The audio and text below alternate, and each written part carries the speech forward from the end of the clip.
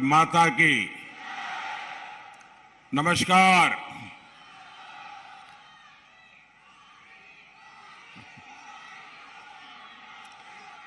मैं देख रहा हूं, मेरी नजर जहां पहुंच रही है उससे भी उस पार मैं इतना बड़ा जनसागर देख रहा हूं। आप इतनी बड़ी तादाद में हमें आशीर्वाद देने के लिए आए, मैं आपका बहुत बहुत आभारी हूं। और यहां तो मैं देख रहा हूं कर्टन के भी पीछे लोगों को तकलीफ हो रही, लेकिन खड़े हैं। ऋषियों मुनियों की तपोस्थली सीतापुर और आसपास से आए सभी भाइयों बहनों को मेरा सर झुका करके प्रणाम।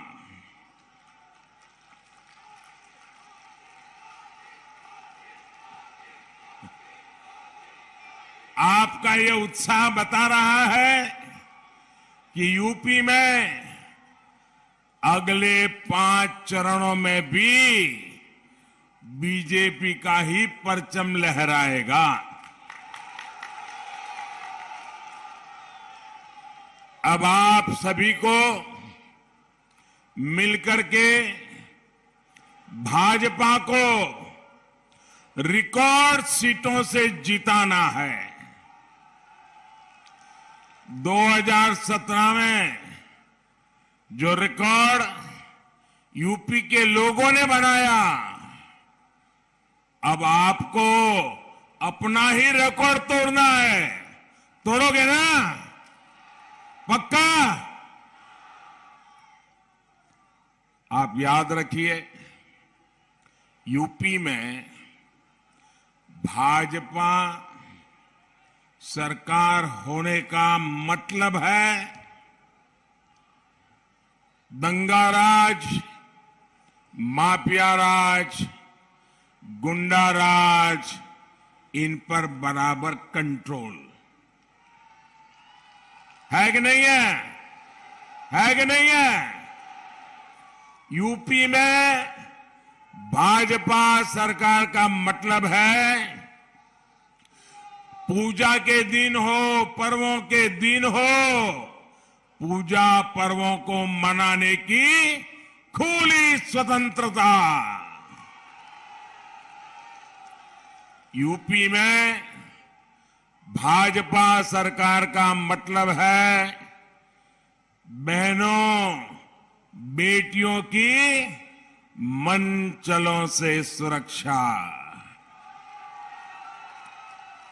यूपी में भाजपा सरकार का मतलब है गरीब के कल्याण के लिए निरंतर काम।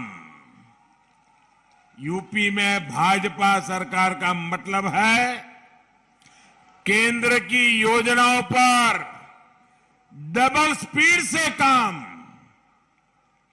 साथियों, आज संत रविदास जी की जन्म जयंती भी है। रविदास जी के अनेकों मंदिरों में अनेक भक्त जुटे हुए हैं। आज सुबह मुझे भी दिल्ली में संत शिरोमणि श्री गुरु रविदास जी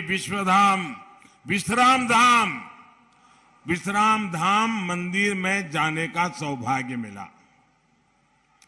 मान्यता है कि जब एक बार गुरु रविदास जी राजस्थान जा रहे थे तो दिल्ली में उसी स्थान पर उन्होंने विश्राम किया था। मेरे लिए दोहरी खुशी ये भी है कि मैं उस काशी का सांसद हूं जहां संत रविदास जी का जन्म हुआ था। ये भी मेरा सौभाग्य है कि बनारस में उनके मंदिर परिसर के सौंदर्यीकरण का कार्य, एक पवित्र कार्य करने के लिए ईश्वर ने मुझे निमित्त बनाया।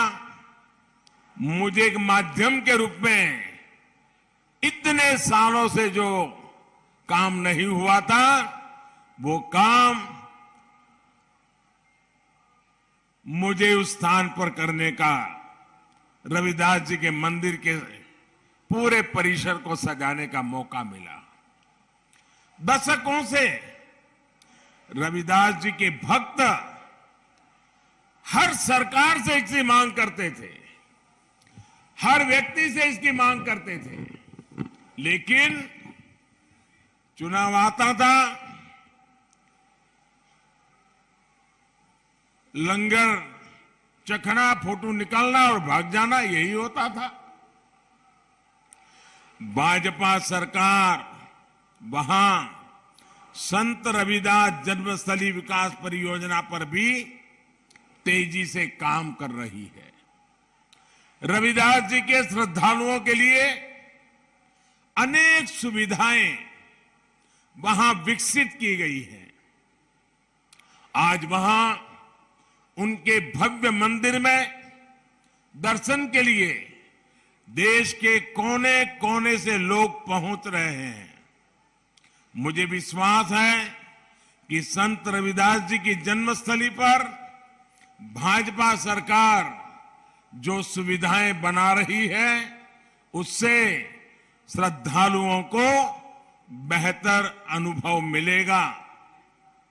हालांकि मुझे देखकर भी तकलीफ होती है कि यहां पहले जिन्होंने 5 साल तक सरकार चलाई, 2017 से पहले, उन्हें संत रविदास जी के नाम से भी कितनी चीड़ रही है, ये मुझसे ज्यादा उत्तर प्रदेश के लोग जानते हैं।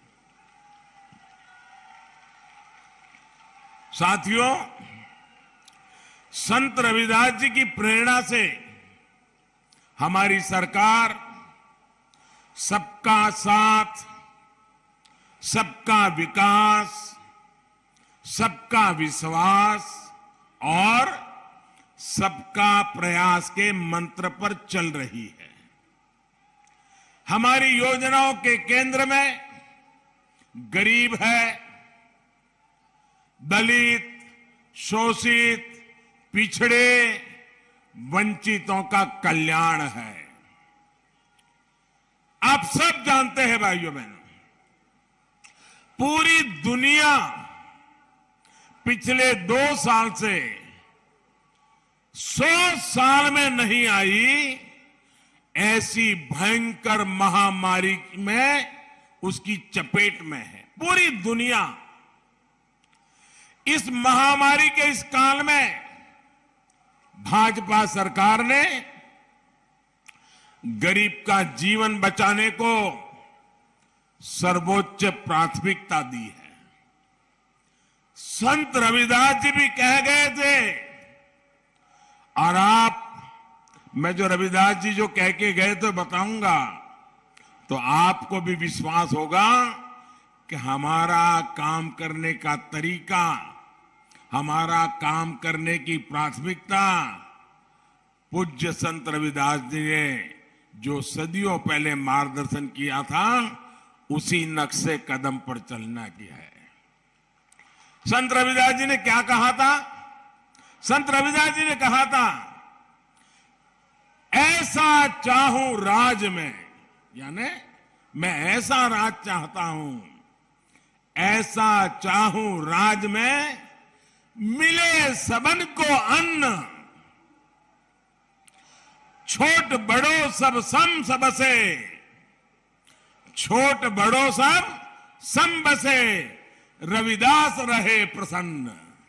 यानी मैं एक ऐसा राज चाहता हूं, रविदास जी ने कहा है, मैं एक ऐसा राज्य चाहता हूं जिसमें सभी को अन्न मिले, हर कोई एक समान समरस होकर रहे। इसी सोच के साथ यूपी के करोड़ों लोगों को करीब करीब 2 साल से मुफ्त राशन दिया जा रहा है। इसमें 9.25 करोड़ से अधिक साथी पिछड़े वर्ग से हैं। अनुसूचित वर्ग के हमारे 3 करोड़ भाइयों और बहनों को भी भाजपा सरकार मुफ्त राशन दे रही है। करीब 3 करोड़ साथी सामान्य वर्ग के गरीब परिवारों के भी हैं। अल्पसंख्यक समाज के भी लाखों साथियों को इसका लाभ मिल रहा है। जब गरीब की तकलीफ का एहसास हो तो ऐसे ही काम होता है, ऐसे ही काम किया जाता है। गरीब का राशन जो पहले माफिया लूट लेता था, उसका एक एक दाना आज गरीब के घर पहुंच रहा है। इस पूरे कोरोना काल में मैं एक बात पर हमेशा ध्यान केंद्रित कर रहा कि किसी गरीब के घर में ऐसा दिन नहीं आना चाहिए ताकि घर का चूल्हा न जला हो। गरीब के घर में किसी को रात को भूखा सोना न पड़े, इसके लिए हम जागते रहे हैं।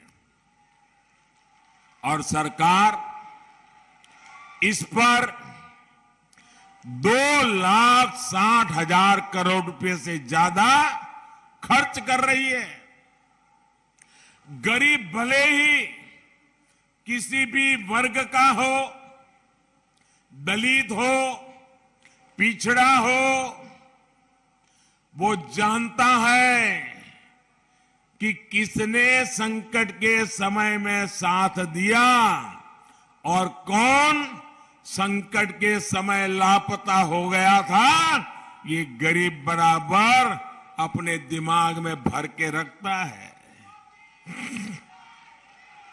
साथियों, कोरोना के इस समय में गरीबों को मुफ्त वैक्सीन का भी हमारी सरकार ने पूरा ध्यान रखा है। पहले की सरकारों के समय कभी ऐसे अभियान चलाकर, इतना बड़ा अभियान चलाकर समय सीमा में गरीबों को मुफ्त वैक्सीन नहीं दी गई है। आजादी के इतने सालों के बाद ये पहली बार हुआ है। पहले तो हालत ये थी कि पहले की सरकारों का वैक्सीनेशन कार्यक्रम हमारे गांव तक, आदिवासी इलाकों तक ठीक से पहुंच भी नहीं पाता था। बरसों बरस कार्यक्रम चलते थे, गरीबों को वैक्सीन की एक डोज नहीं लग पाती थी। आज ये भाजपा सरकार है जो देश के कोने कोने में गरीब से गरीब को मुफ्त वैक्सीन लगवा रही है। भाइयों बहनों, मैं आपसे पूछना चाहता हूं, जरा जवाब देंगे? मैं सवाल पूछूं, जवाब देंगे? जरा जोरों से बताएं तो पता चले। जवाब देंगे? इधर वाले देंगे, यहां वाले देंगे? आप मुझे बताइए, आपने वैक्सीन लगवाई है? हाथ ऊपर करके बताइए, लगवाई है? आपको वैक्सीन के लिए एक पैसा भी खर्च करना पड़ा है? आपके घर घर सरकार ने चिंता की है कि नहीं की है? इतनी बड़ी महामारी में आपके परिवार के, आपके गांव को लोगों की जिंदगी बचाने के लिए हमने जी जान लगा दी कि नहीं लगा दी? भाइयों बहनों, विदेशों में कोरोना का यही टीका बहुत ज्यादा कीमत पर लग रहा है, लेकिन भारत में भाजपा की सरकार हमारे लिए तिजोरी नहीं, मेरे देशवासियों की जिंदगी बहुत उत्तम है, कीमती है। तिजोरी खाली कर देंगे, लेकिन टीका घर घर पहुंचा के रहेंगे। ये काम हमने किया है। ये इसलिए क्योंकि हमें गरीब की, दलित की, हर पीड़ित, शोषित, वंचित की चिंता है, उसकी परवाह है। इस पर भी हमारी सरकार हजारों करोड़ रुपए खर्च कर रही है। भाइयों बहनों, हजारों करोड़ रुपए इस कोरोना काल में गरीबों को आयुष्मान भारत योजना का भी बहुत लाभ मिला है। जो गरीब पहले अच्छे अस्पताल में इलाज की सोच भी नहीं सकता था, और मैंने तो देखा है क्योंकि मैं भी आप ही की तरह एक बहुत ही सामान्य परिवार से आया हूं। मैंने गरीबी के भाषण नहीं सुने, मैं गरीबी जी करके आया हूं। गरीब की जिंदगी क्या होती है, ये मैं उससे गुजर करके आपके बीच में पहुंचा हूं। भाइयों बहनों, गरीब के घर में मां अगर बीमार होती है, सालों साल तक दर्द सहती है, किसी को बताती तक नहीं है घर में, और दर्द हद से बाहर हो जाए, डॉक्टर के पास ले जाए बच्चे, और डॉक्टर ऑपरेशन के लिए कहे तो मां कहती है नहीं, मुझे ऑपरेशन नहीं करवाना है। इसलिए नहीं कि वो ऑपरेशन से डरती थी, वो इसलिए ऑपरेशन नहीं करवाती थी कि वो सोचती थी कहीं बच्चे कर्ज लेकर के मेरा ऑपरेशन करवाएंगे और मेरे बाद उनके सर पर इतना कर्ज बना रहेगा कि वो जिंदगी नहीं जी पाएंगे। और इसलिए मां खुद बीमार रहना पसंद करती थी, लेकिन बच्चों के शरीर माथे पर कर्ज नहीं आने देती थी। ये सही है कि नहीं है भाइयों? ऐसा ही होता है कि नहीं होता है?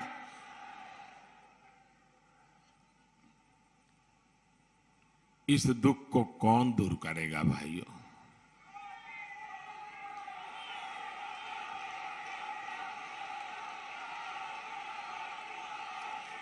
ये गरीब की चिंता कौन करेगा?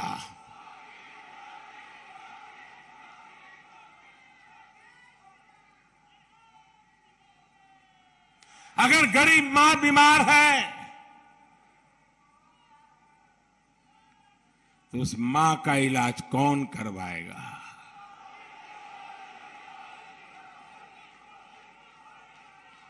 और इसलिए हमने प्रधानमंत्री आयुष्मान योजना ला करके हर गरीब परिवार के व्यक्ति को 5 लाख रुपए तक अगर खर्च आता है तो उसका सारा जिम्मा हमने उठा लिया, ताकि मेरा कोई गरीब परिवार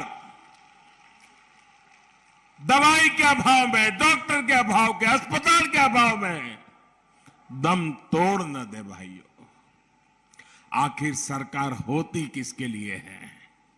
सरकार गरीबों के लिए होती है। अरे अमीर तो बीमार हो जाएगा तो 10 डॉक्टर उसके घर आकर के कतार लगा के खड़े हो जाएंगे, हवाई जहाज में उसको उठा करके ले जाएंगे जहां अच्छी अस्पताल होगी, लेकिन गरीब कहां जाएगा?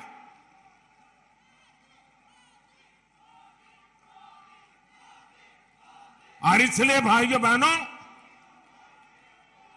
डबल इंजन की सरकार डबल शक्ति से यूपी को उत्तम प्रदेश बनाने के लिए, गरीब को सशक्त करने के लिए काम कर रही है।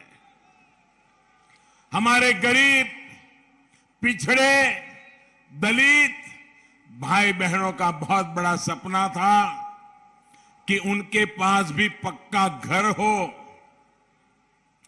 भाजपा सरकार ने अपने 5 साल में सिर्फ उत्तर प्रदेश में, मेरे साथ भाइयों बहनों आंकड़ा याद रखना जरा, 5 साल में उत्तर प्रदेश में 34 लाख पक्के घर बनाकर हमने गरीबों को दिए हैं और आज गरीब पक्के घर में रहने लगा है भाइयों।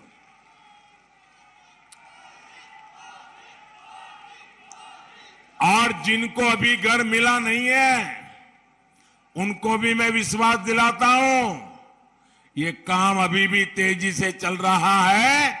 आने वाले दिनों में आपका नंबर भी लगने वाला है।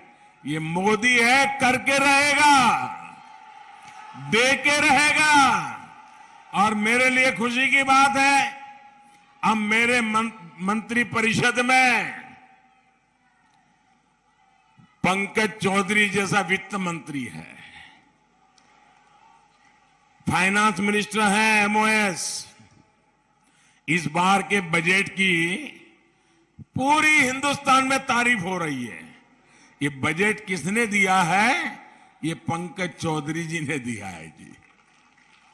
और उन्होंने भी, आपके दुख दर्द को जानते हैं, इस बजट में भी गरीबों को लाखों घर देने के लिए कोटि कोटि रुपयों का प्रावधान कर दिया है। मैं पंकज जी को अभिनंदन देता हूं भाइयों बहनों। गरीब माताओं बहनों बेटियों को खुले में शौच के अपमान से, पीड़ा से मुक्ति चाहिए थी। कैसे दिन थे आजादी के 7 दशक के बाद।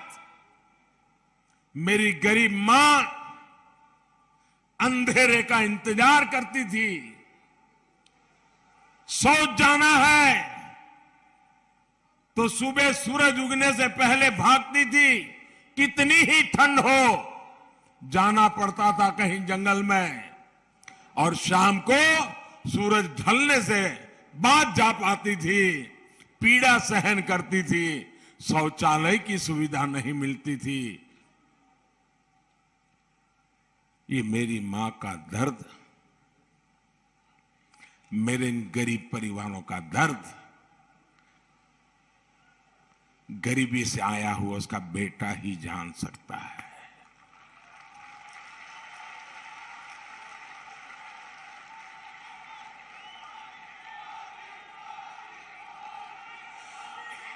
भाजपा सरकार ने यूपी में 2 करोड़ से ज्यादा इज्जत घरों का, शौचालयों का निर्माण करके उनके जीवन की बहुत बड़ी परेशानी दूर की।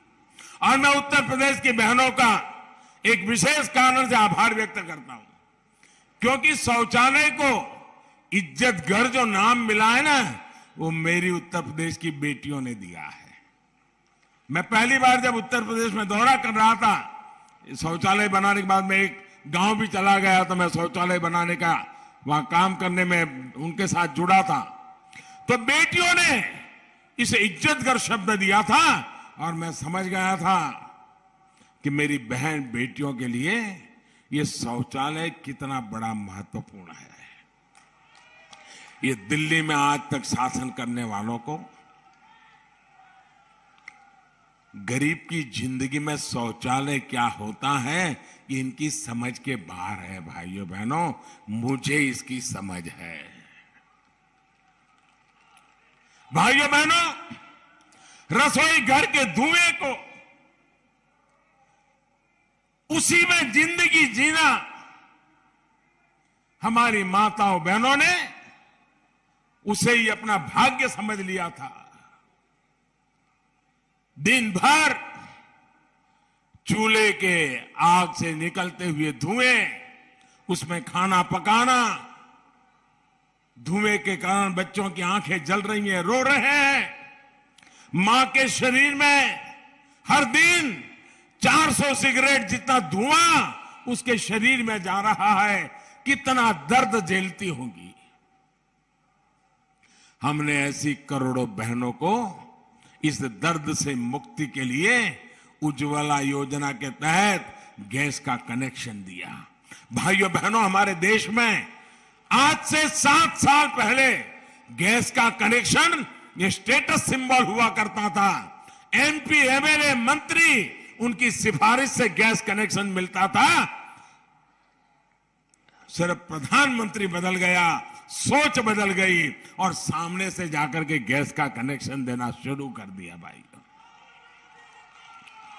जिन करोड़ों बहनों बेटियों का अधिकतर समय पीने के पानी के इंतजाम में बीत जाता है। मैं तो एक ऐसे राज्य से आता हूं जहां 10 साल में 7 साल सूखा रहता था, पानी की किल्लत रहती थी। मैं उस दर्द को जानता हूं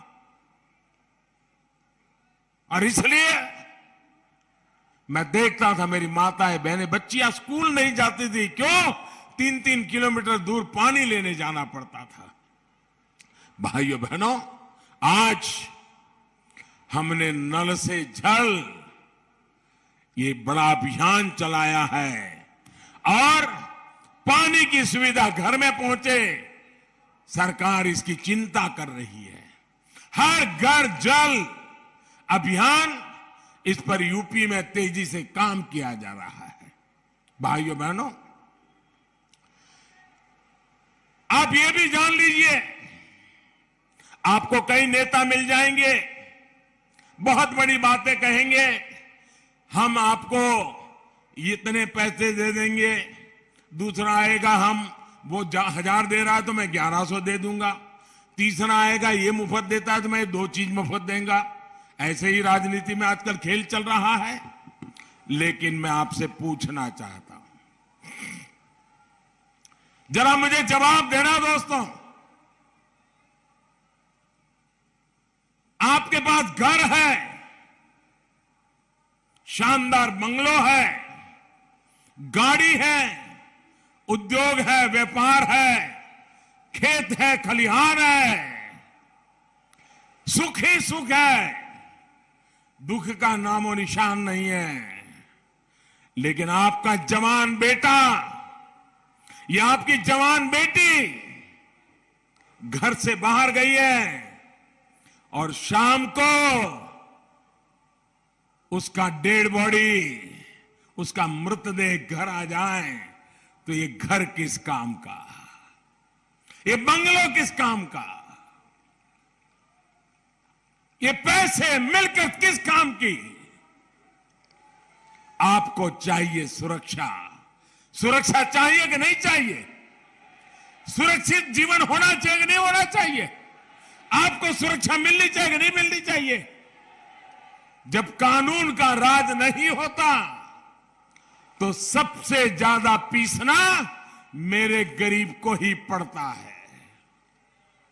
असुरक्षा की जिंदगी जीनी पड़ती है। माफियाओं के राज में गरीब की सुनवाई नहीं होती। उत्तर प्रदेश में पहले जो गौर परिवारवादियों की सरकार रही, उन्होंने यूपी का यही हाल बना रखा था। हमारे दुकानदार, व्यापारी, कारोबारी कभी नहीं भूल सकते कि कैसे पहले की सरकार के समय गुंडागर्दी चरम पर थी। हर एक दुकानदार स्थानीय गुंडों की घुड़की और धमकी सुनने के लिए मजबूर रहता था। कारोबार के सिलसिले में शहर के दुकानदारों को गांव आना, गांव के दुकानदारों का शहर जाना लगा ही रहता था। लेकिन पहले आए दिन व्यापारियों से, दुकानदारों से पैसा लूट लिए जाने की खबरें अखबारों में छाई रहती थी भाइयों बहनों।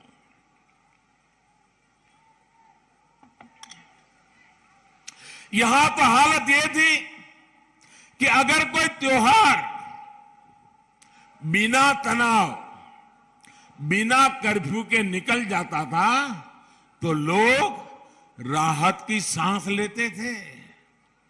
अब योगी जी की सरकार यूपी के लोगों को इन दंगाइयों से, अपराधियों से मुक्ति दिलाने का काम कर रही है। और इसलिए आज पूरा यूपी कह रहा है, आज पूरा यूपी कह रहा है, जो कानून का राज लाए हैं हम उनको लाएंगे। जो कानून का राज लाए हैं हम उनको लाएंगे। साथियों, उत्तर प्रदेश में तो पारंपरिक लघु और कुटीर उद्योगों की एक समृद्ध विरासत है। सीतापुर की सूती और ऊनी दरी तो देश भर में मशहूर है और आज मुझे भी तोहफा मिल गया, मैं आपका आभारी हूं। वैसे मैं बताऊं जी, मैं जब छोटा था तो मैंने जो बड़े बड़े शहरों के तो नाम सुने थे, लेकिन सीतापुर का नाम बहुत सुना था हमने मेरे गांव में। शायद वर्तमान पीढ़ी को मालूम नहीं होगा, जब मैं छोटा था तो मैं मेरे गांव में सीतापुर नाम सुनता था। तब यह भी मालूम नहीं था कि सीतापुर की कहां पड़ता है। हम तो सोच रहे थे कि गुजरात के किसी कोने में होगा, क्योंकि जो थोड़े अच्छे घर के लोग होते थे और उनको कोई आंख की तकलीफ होती थी तो वो सीतापुर आते थे। मेरे गुजरात से आंख की बीमारी से दवाई के लिए लोग सीतापुर आते थे। आज हालत यह है, मैं इसका वर्णन नहीं करता हूं। योगी जी ने इसको ठीक करने के लिए 5 साल बड़ी मेहनत की है भाइयों। अब मेरा सीतापुर के बुनकर साथियों का ये जो दरी वाला काम है, उनका जो परिश्रम है, ये दुनिया भर में जाए, इसके लिए हम एक जनपद एक उत्पाद योजना लेकर के आए हैं। मुझे बताइए भैया, अगर मैं vocal for local, vocal for local, vocal for local ये बार बार चीख चीख करके बोलता रहता हूं, दिवाली आए तब भी बोलता हूं, होली आए तब भी बोलता हूं, शिवरात्रि आए तब भी बोलता हूं, शादी की सीजन आए तब भी बोलता हूं। क्यों बोलता हूं भाई? मेरा तो कोई कारखाना है नहीं, कोई मेरा माल बेचने के लिए नहीं कर रहा हूं, क्योंकि मुझे मालूम है हिंदुस्तान के हर जिले में ऐसे उत्पाद हैं, उनके लिए मैं बोलता रहूंगा, दुनिया में बेचता रहूंगा, ताकि सीतापुर की दरी दुनिया के बाजार में बिकना शुरू हो जाए भैया। आप मुझे बताइए भैया, अगर कोई भी राजनीतिक दल का नेता अगर ये बोलेगा, कोई भी राजनीतिक दल का नेता, कि भाई वोकल फॉर लोकल, स्थानीय चीजें खरीदिए, मुझे बताइए उस पार्टी का कोई नुकसान होगा क्या? कोई नुकसान होगा क्या? अगर वो ऐसा बोलते हैं और आपकी 10, 12, 50 दरी ज्यादा बिकती है तो आपका भला होगा कि नहीं होगा? आपका भला होगा कि नहीं होगा? लेकिन उनको तो इसमें भी दर्द है। अगर वोकल फॉर लोकल बोल दिया और सीतापुर की दरी ज्यादा बिक गई और सीतापुर के लोग सुखी हो गए, तो क्रेडिट तो योगी जी को मिलेगा, क्रेडिट तो मोदी जी को मिलेगा, इसलिए बोलना ही नहीं। भाइयों बहनों, मैं आपके लिए बोलता हूं, आपके परिश्रम के लिए बोलता हूं, आपके हुनर के लिए बोल रहा हूं भाइयों। ये गौर परिवारवादियों की सोच ने तो इतने वर्षों तक अपने कारीगरों के हुनर के बजाय विदेश से आयात पर ही बल दे दिया। अब तो हमने झांसी से लेकर के अलीगढ़ तक डिफेंस कॉरिडोर का जो काम शुरू किया है ना, हमने तो बजट में, हमारे पंकज जी ने बहुत बढ़िया काम कर दिया है। उन्होंने बजट में कह दिया है कि रक्षा क्षेत्र में भी इतने रुपयों का माल तो हिंदुस्तान में से ही लेना होगा, बाहर से नहीं ला सकते हो। इसके कारण हमारे देश में जो लोग तैयार करते हैं चीजें, वो बिकेगी। भाइयों बहनों, आज हम लोकल के लिए वोकल होने की बात कर रहे हैं, इसके पीछे यही हमारा प्रयास है। हमारी कोशिश है कि देश में अधिक से अधिक उत्पादन हो, अधिक से अधिक रोजगार के नए अवसर बने। आपको याद होगा 7-8 साल पहले मोबाइल फोन कितना महंगा होता था। उस समय ज्यादातर मोबाइल फोन विदेश से ही आते थे। भाजपा सरकार की कोशिशों की वजह से आज भारत मोबाइल फोन बनाने वाला दुनिया का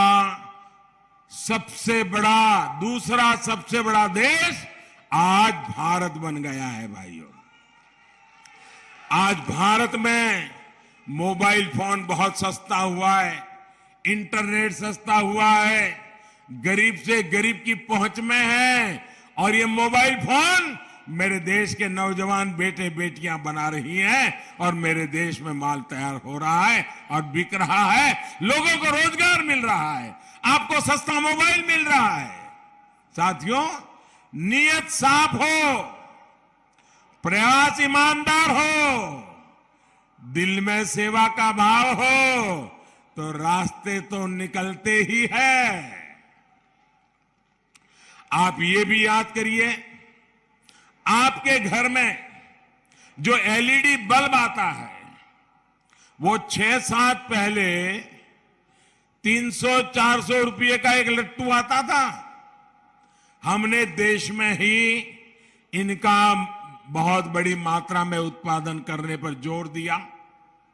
आज ये बल्ब, ये लट्टू 50-60 रुपये में मिल रहा है। सिर्फ बल्ब सस्ता नहीं हुआ, बल्कि बिजली का बिल भी कम हुआ। यूपी के लोगों के भी सैकड़ों करोड़ रुपए एलईडी बल्ब की वजह से बचे हैं। भाइयों और बहनों, योगी जी के नेतृत्व में रोजगार और स्वरोजगार की दिशा में भी अभूतपूर्व प्रयास किए गए हैं। मैं एक और आंकड़ा देना चाहता हूं, जो कोरी बातें करने वालों की पोल खोलने के लिए बहुत जरूरी है। 2007 से लेकर 2017 तक के 10 सालों में इन्होंने 2 लाख से भी कम सरकारी नौकरियां यूपी के युवाओं को दी थी। कितनी नौकरियां भैया? 2 लाख से कम। कितनी? 2 लाख से कम। कितनी? 2 लाख से कम। और कितने समय में? 10 साल में। जबकि योगी जी की सरकार ने अपने 5 साल में 4.5 लाख सरकारी नौकरियां दी है। और आप ये भी याद करिए कि गौर परिवारवादियों की सरकार में नौकरियां किस तरह मिलती थी, लोगों को क्या क्या पापड़ बेलना पड़ता था, ये मेरे उत्तर प्रदेश के नौजवान जानते हैं। भाइयों और बहनों, 2017 से पहले खनन माफिया और भू माफिया का ही राज चलता था। माफियावादियों को तब बार बार बाढ़ से जूझते सीतापुर के गांवों की चिंता क्या कभी हो सकती है क्या, जो लूटने में लगे हैं? योगी जी की सरकार ने इस चुनौती के समाधान के लिए ईमानदार प्रयास किए। नैमिषारण्य को लेकर भी गौर परिवारवादियों का रवैया क्या क्या क्या था, वो आप मुझसे ज्यादा जानते हैं। हमारी सरकार ने नैमिषारण्य के विकास के लिए भी ठोस कदम उठाए हैं। साथियों, जिन्होंने यूरिया तक लिए किसानों पर लाठियां चलाई, वो गांव किसान का हित नहीं सोच सकते। सीतापुर के किसान कभी नहीं भूल सकते कि कैसे गन्ना बेचने आए किसानों पर मिल के फाटक के सामने लाठियां बरसाई गई थी। ये सीतापुर की बात आपको याद होगी भाइयों। इनका ट्रैक रिकॉर्ड गन्ना फैक्ट्रियों को बंद करने का भी रहा है। योगी सरकार नई गन्ना फैक्ट्रियां भी लगा रही है और पुरानी फैक्ट्रियों की क्षमता भी बढ़ा रही है। आज गन्ना किसान को पर्ची घर बैठे अपने मोबाइल पर ही मिल रही है। हम इथेनॉल के उत्पादन पर भी जोर दे रहे हैं ताकि गन्ना किसानों को आय का एक और विकल्प मिले। पशुपालन से गांव के किसान की आमदनी बढ़े, इसके लिए भी हम ईमानदार प्रयास कर रहे हैं। हम बेसहारा पशुओं के लिए पशुशालाएं बनवा रहे हैं ताकि किसानों की दिक्कत कम हो। कोशिश ये भी है कि पशुओं के गोबर से भी अतिरिक्त आय किसान को मिलना शुरू हो जाए। साथियों, यूपी का विकास वो लोग नहीं कर सकते जो दंगाइयों को, गुंडों को, माफियाओं को बढ़ावा देते हैं। उत्तर प्रदेश के जागरूक लोग इस बात को भली भांति जानते हैं। इसलिए उत्तर प्रदेश के लोग जी जान से कह रहे हैं, आएगी तो भाजपा ही, आएगी तो भाजपा ही, आएंगे तो योगी ही। लेकिन आपको एक बात का ध्यान रखना है, ये दंगावादी आप लोगों को बांटने की हर संभव कोशिश कर रहे हैं, लेकिन आपको एकजुट रहना है। एकजुट होकर के मतदान करना है।